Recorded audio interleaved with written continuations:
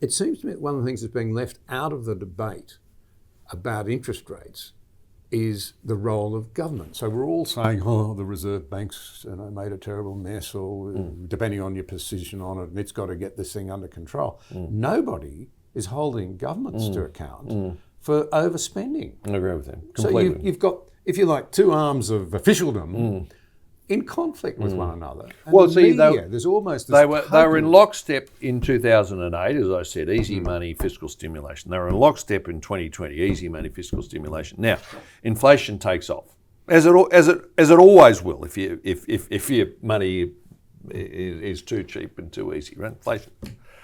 Reserve Bank rightly says, well, we've got to tighten monetary. And normally a government would rightly say, well, we've got to tighten spending, right? We've got to bring in a few balanced budgets. There's no constituency for it anymore. Well, you see, John, you've got to make a constituency. I don't think there ever was really a constituency for balanced budgets, surplus budgets. But a few of us decided to make one. And, I've heard people in politics, I can't find a constituency for this anymore. What, do you think I found one? You found one?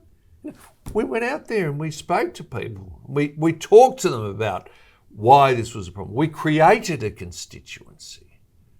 If you let these things go by default, of course nobody will sort of put their hand up for it.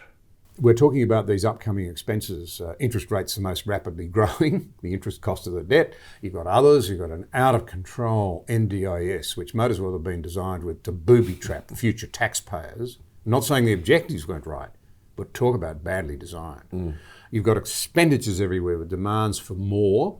We've already got a horrendous gap opening up between receipts and government expenditure, and a lot of people saying we've got to raise taxes, which will be counterproductive because we know that will restrict growth.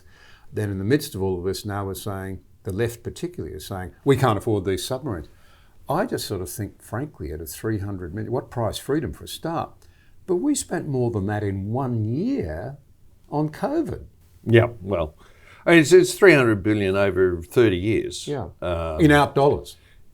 So that's not a lot of money in defence spending, actually. We always used to think we should spend 2%, at least 2% of GDP on defence. So it's eminently doable. When you gather it up as a 30-year number, it sounds a lot, but I could gather you up a 30-year number on the NDIS, which would be a lot bigger than that. Yeah. The critical thing there, I think, is to get value for money, though.